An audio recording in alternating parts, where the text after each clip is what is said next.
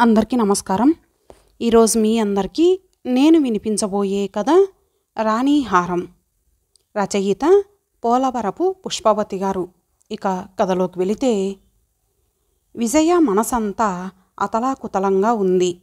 పరిపరి విధాలుగా నచ్చజెప్పే ప్రయత్నం చేసినప్పటికీ మనసు మాత్రం ధగధగా మెరిసే ఆ రాణి హారం చుట్టే తిరుగుతూ ఉంది. అంత అందమైన హారం వేసుకున్న భాను ఎంత అదృష్టవంతురాలో అని వాపోతోంది మనసు. ఉదయం తను అత్తగారి కోసం మందులు తేవడానికి మందుల షాప్కి వెళ్తుంటే అప్పుడే వచ్చింది ధగధగా మెరుస్తూ కొత్త స్విఫ్ట్ కారు. ఆ కారులో నుంచి దిగి వస్తున్న భానుని చూసి విజయ కళ్ళు ఒక్కసారిగా మెరిశాయి. ముఖ్యంగా భాను మెడలో ఉన్న హారం పైననే కళ్ళతుక్కుపోయాయి. విజయ, భాను చిన్ననాటి స్నేహితులు. ఒకే తరగతిలో చదువుకునేవారు. విజయ ఎప్పుడూ క్లాస్ ఫస్ట్గా నిలిచేది. భాను ఏదో అత్యవసర మార్కులతో పాస్ అవుతూ ఉండేది. పై చదువులు చదివాక ఇద్దరూ ఉద్యోగాల్లో చేరారు. కానీ పెళ్ళైన తర్వాత విజయ ఉద్యోగంలో కొనసాగలేకపోయింది. విజయ ఒక సగటు గృహిణి. భర్త తెచ్చే సంపాదనతో గుట్టుగా సంసారం నడిపే మంచి భార్య. అత్తమామలకు సేవ చేస్తూ భర్త పిల్లలతో సంతోషంగా గడపటంలో సిద్ధహస్తురాలు. అసంతృప్తి, అత్యాశ అంటే తెలియని ఉత్తమురాలు.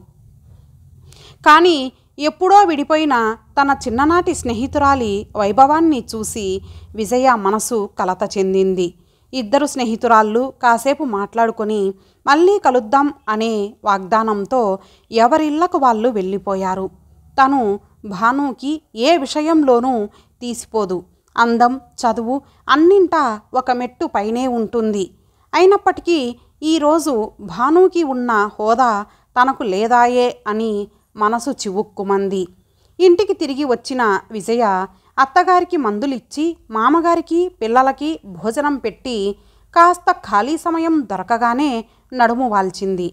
మళ్ళీ భాను మెడలో ఉన్న రాణిహారం, అలాగే భాను దిగి వచ్చిన కారు కళ్ళ ముందు ప్రత్యక్షం అయ్యాయి.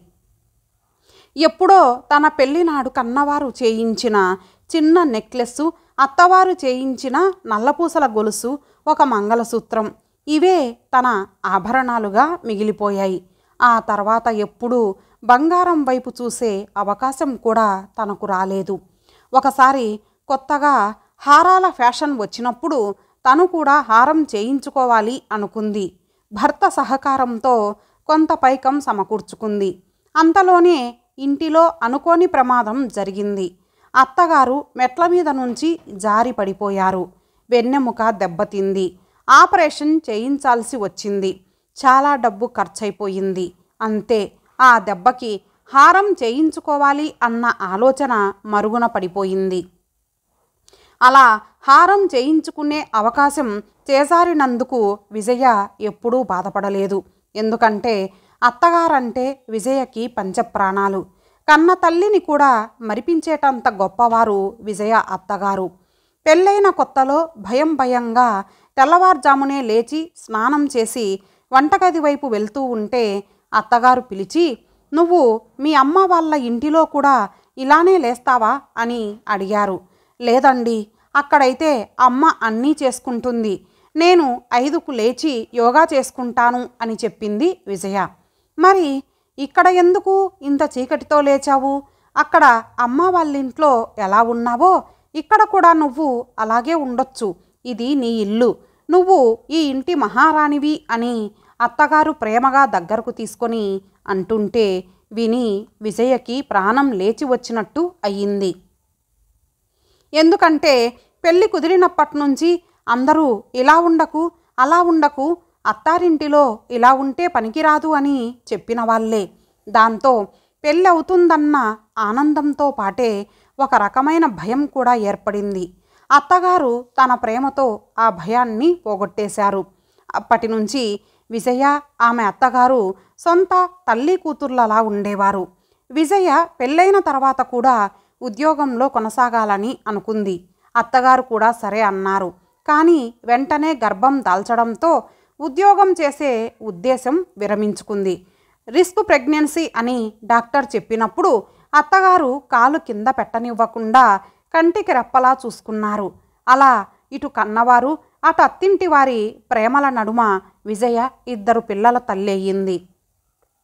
పిల్లలు కాస్త పెద్దయ్యాక ఇక పిల్లల సంగతి నేను చూసుకుంటాను, నువ్వు కోరుకున్న ఉద్యోగానికి వెళ్ళొచ్చు అన్నారు అత్తగారు. ఆ మాటలు విని విజయకి అంబారీ ఎక్కినంత పనైంది. వెంటనే ఉద్యోగాల వేటలో పడింది. భర్త కూడా అందులో విజయకి సహకరిస్తున్నాడు. అంతలోనే అనుకోని ప్రమాదం జరిగింది. అత్తగారు మంచాన పడ్డారు. అలా అత్తగారిని మంచం మీద వదిలేసి చిన్న పిల్లలను గాలికి వదిలేసి తను ఉద్యోగం చేసి వెలగబెట్టేది ఏముంది అనుకుంది విజయ. పరిస్థితులు అనుకూలిస్తే ఉద్యోగం ఎప్పుడైనా చేయొచ్చు, కానీ ఉద్యోగం చేయాలన్నా తన సరదా కోసం స్వర్గం లాంటి తన ఇంటిని అస్తవ్యస్తం చేయడం ఇష్టం లేక ఉద్యోగం చేసే ఆలోచనని మరోసారి విరమించుకుంది. అయినా విజయ ఎప్పుడూ బాధపడలేదు. మంచం మీద ఉన్న అత్తగారిని కన్న తల్లిలా చూసుకుంటోంది. అత్తగారు కూడా తనకి అంతే ప్రేమ పంచిపెట్టారు. మరి పిల్లల బాగోగులు చూసుకుంటూ మామగారి ప్రేమాభిమానాలు పొందుతూ భర్తని అన్ని విధాలా సంతోషపెడుతూ ఎంతో సంతోషంగా గడిపేసింది ఇప్పటి వరకు. కానీ బంగారానికి ఉన్న ఆకర్షణే వేరు. మహామహులే ఆ ఆకర్షణ నుంచి బయటపడలేరు. అందుకేనేమో ఈరోజు భాను మెడలో హారం చూసి విజయ మనసు కలత చెందింది. ఆ క్షణం నేను జీవితంలో అనుకున్నది ఏదీ పొందలేకపోయాను అనే ఒక న్యూనతాభావం విజయ మనసులో ఆవిర్భవించింది. ఎందుకో అది తన చేతకానితనమే అనుకుంది. అలా అనుకున్నది మొదలు చిరాకు పడటం ప్రారంభించింది. ఆ చిరాకు ఎవరి మీదో తెలియక ఇంటిలో గిన్నెలపైన చూపించడం మొదలుపెట్టింది. ఎప్పుడూ లేనిది వంటగది నుంచి గిన్నెల శబ్దం రావడం, అలా తరచూ వాళ్ళు వీళ్ళు కొనుక్కునే బంగారాలు ఆస్తుల గురించి వర్ణించడంతో విజయ భర్త ప్రకాష్కి విజయ చిరాకుకి కారణం అర్థమయ్యింది. విజయ ఒకప్పుడు హారం కొనుక్కోవడానికి ప్రయత్నించిన విషయం గుర్తుకు వచ్చింది. మనసులో ఎంతో బాధపడ్డాడు. నిజమే కదా, పెళ్ళయింది మొదలు తను విజయ నుంచి ఎన్నో సహాయ సహకారాలు పొందాడు. కానీ తిరిగి తన కోసం ఏమీ చేయలేకపోయాడు. అందుకే ఈసారి ఎలాగైనా దసరాకి ప్రావిడెంట్ ఫండ్ లోన్ పెట్టి విజయకు తను కోరుకున్న హారం చేయించాలి అని గట్టిగా నిర్ణయించుకున్నాడు. అలా జరిగిన కొద్ది రోజులకే భాను విజయ ఇంటికి వచ్చింది. ఆ రోజు సెలవు దినం కావడంతో విజయ భర్త పిల్లలు అందరూ ఇంటిలోనే ఉన్నారు. విజయ అత్తగారు విజయ తనకు చేసే సేవలను భానుతో చెబుతూ విజయ లేకుంటే తాను ఈరోజు ప్రాణాలతో ఉండేదాన్ని కాదంటూ కంటదడి పెట్టుకున్నారు. మామగారైతే విజయ గొప్పతనం గురించి పదే పదే చెబుతూ విజయ మా ఇంటి ఇలవేల్పు అని కొనియాడారు. భర్త పిల్లలు కూడా విజయ చుట్టూ తిరుగుతూ విజయ లేకపోతే వాళ్ళ అస్తిత్వమే లేదు అన్నట్టు ప్రవర్తించారు.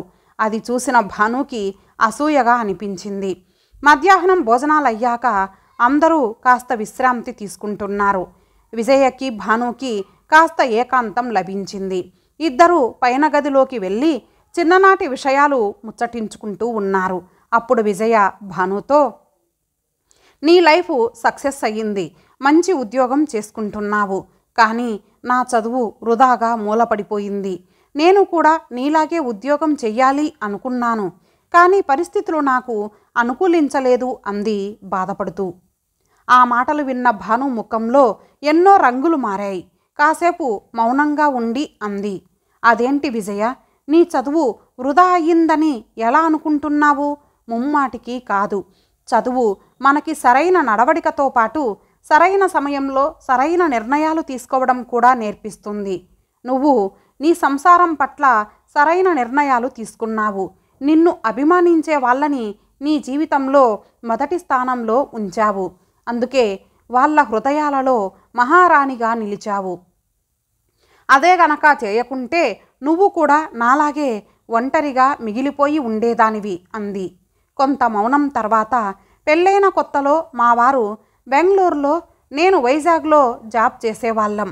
మా వారు నన్ను వైజాగ్లో జాబ్ మానేసి బెంగళూరు వచ్చేయమన్నారు. అక్కడ మరో జాబ్ చేసుకోవచ్చు అని కూడా అన్నారు. ఆయన చదువుకి ఇక్కడ సరైన జాబులు దొరకవు కాబట్టి నన్నే బెంగళూరు వచ్చేయమన్నారు. కానీ నేను ససేమిరా ఒప్పుకోలేదు. నా ఈగో అడ్డుపడింది. నా జాబ్ సీనియారిటీ పోతుందని బెంగళూరు రానని చెప్పేశాను. అలా వైజాగ్లో నేను, బెంగళూరులో మా వారు చాలా కాలం ఉండిపోయాం. వైజాగ్ సొంత ఊరు కనుక అత్తగారు మామగారు నాతోనే ఉండేవారు. అత్తగారికి కీళ్ళవాతం, నడవటానికి చాలా బాధపడేవారు. అయినా ఎలాగోలా పాపం పనులు చేసుకునేవారు. మామగారు కూడా అస్తమాతో బాధపడేవారు. నేను ఆఫీస్ నుంచి వచ్చేసరికి వారిద్దరి అవస్థ చూసి నాకు చిరాకనిపించేది. వాళ్ళని జాగ్రత్తగా చూసుకోవలసింది పోయి వాళ్ళని విడిచిపెట్టి నేను హాస్టల్కి వెళ్ళిపోతానని మా వారితో చెప్పాను. అలా చేస్తే ఊరిలో జనాలు రకరకాలుగా మాట్లాడతారని, నన్ను ఆడిపోసుకుంటారని పాపం మావారే ఓ మెట్టు దిగి తనే బెంగళూరు నుంచి వైజాగ్ వచ్చేసి తను చేసే ఉద్యోగం కంటే తక్కువ స్థాయి ఉద్యోగంలో చేరారు. అత్తగారిని మామగారిని చూసుకోవడానికి పని వాళ్లను పెట్టాం. మా వారు కూడా వాళ్ళ అమ్మా నాన్నల పట్ల చాలా జాగ్రత్త వహించేవారు. కానీ ఎందుకో వాళ్ళని నా వాళ్ళు అనుకొని ఎప్పుడూ సేవ చేయలేకపోయాను. నా ప్రవర్తనకు మా వారి మనసు తీవ్రంగా గాయపడినప్పటికీ నన్ను ఏమీ అనలేదు. కానీ మా ఇద్దరి మధ్య ఒక రకమైన దూరం ఏర్పడింది. ఆ విషయం అర్థమైనా ఆ దూరాన్ని తగ్గించే ప్రయత్నం చేయలేదు నేను. మా ఇద్దరి మధ్య సమన్వయ లోపం వల్ల మా బాబుని చిన్నప్పుడే హాస్టల్లో పెట్టేశాం. మోడుబారిన కొడుకు జీవితాన్ని చూసి లోలోనే కుమిలిపోతూ మౌనంగా రోదిస్తూ అత్తగారు మామగారు ఏడాదిలోపే కాలం చేశారు. దానితో మా వారికి నా మీద ఉన్న ఆ కాస్తంత ప్రేమ కూడా లేకుండా పోయింది. బతికుండగా వాళ్ళ అమ్మా నాన్నలని నేను చూసుకోలేదన్న బాధ ఆయనలో ఎప్పటికీ మిగిలిపోయింది. మా మధ్యన దూరం పూడ్చలేనంతగా పెరిగిపోయింది. చిన్నప్పటి నుంచి బోర్డింగ్ స్కూల్లో చదవడం వల్లనో ఏమో కానీ బాబు మమ్మల్ని అభిమానించే అమ్మా నాన్నల్లా చూడలేకపోయాడు. ఇంటిలో ఉన్నంతసేపు తన గదికే పరిమితం అయిపోతాడు. అలా ఒక ఇంటిలో ఉంటున్న మేము ముగ్గురం ఎవరికి వారుగా మిగిలిపోయాం. రాజేష్, అదే మా వారు నేను అనుకున్న దానికి అడ్డు చెప్పరు. అలాగే తన జీవితంలోకి నన్ను తొంగి చూడనివ్వరు. ఎవరి లైఫ్ వాళ్ళది. బయటి ప్రపంచానికి ఎంతో సుఖ సంతోషాలతో వైభవాలతో ఉన్నట్టు కనిపిస్తున్న మేము ఒక శూన్యంలో బతికేస్తున్నాం. పెద్ద ఇల్లు ఉంది. అందరికీ వేరువేరుగా గదులు ఉన్నాయి. ఒక్కొక్కరికి 2 కార్లు ఉన్నాయి. కానీ అందరం ఒకటిగా లేము. నాకు ఇప్పుడు అనిపిస్తోంది, ఇవన్నీ లేకపోయినా ఒకరి మనసులో మరొకరికి స్థానం ఉంటే బాగుండును అని. కానీ ఏం లాభం? చేతులు కాలాక ఆకులు పట్టుకున్నట్టయింది నా బతుకు. నిన్ను అంతలా ఆకర్షించిన ఈ హారం వేసుకొని అద్దంలో నాకు నేనే చూసుకోవాలి తప్ప నన్ను చూసి మురిసిపోయేవాళ్ళు లేరు. కానీ చంద్రబింబం లాంటి నీ ముఖాన్ని చూసి నిన్ను గుండెల్లో దాచుకోవడానికి మీ ఆయన అనుక్షణం నీ చెంతనే ఉన్నారు. ఇప్పుడు చెప్పు విజయ, నేను సంపాదించినది గొప్పదా? నువ్వు సంపాదించినది గొప్పదా? నీ చదువు పనికి వచ్చిందా? నా చదువు పనికి వచ్చిందా? నీది కదా అసలైన సంపాదన. మరి ఏమీ చేతగాని దానిని అంటూ బాధపడతావేంటి అంటూ భాను దిగులుగా తన సుదీర్ఘమైన మాటలను పూర్తి చేసింది. భాను మాటలు విన్న విజయకి కనువిప్పు కలిగింది. మనసు కుదుటపడింది. పశ్చాత్తాపంతో తల్లడిల్లిపోయింది. క్షణిక ఆకర్షణకి గురై తన బుద్ధి ఎందుకు అలా దారి మళ్ళింది అని దిగులు పడింది. ఒక్కసారి వెనక్కి ఆలోచించింది. అత్తగారికి యాక్సిడెంట్ అయినప్పుడు ఆమె ఎక్కువ రోజులు బతకదని అందరూ అన్నారు. కానీ తను అనుక్షణం ఆమె పక్కనే ఉంటూ మానసిక ఆలంబన ఇస్తూ 8 ఏళ్లు కాపాడుకోగలిగింది. ఇప్పుడు అత్తగారు కాస్త మామూలు మనిషి అవుతున్నారు. చిన్న చిన్న అడుగులు వేసి నడుస్తున్నారు. ఇదంతా తన సంపాదన కాదా? ఇప్పుడు విజయ మనసు చాలా తేలికపడింది. తను జీవితంలో ఎంతో సంతోషంగా ఉన్నట్టు తెలుసుకుంది. ఇక ముందు కూడా తన కుటుంబంతో ఇలాగే సంతోషంగా గడుపుతానని నిర్ణయించుకుంది. మనస్ఫూర్తిగా రాణి హారానికి గుడ్ బై చెప్పింది. ఇంతటితో ఈ కథ సమాప్తం. మరలా ఒక మంచి కథతో కలుద్దాం. అంతవరకు సెలవు. నమస్తే.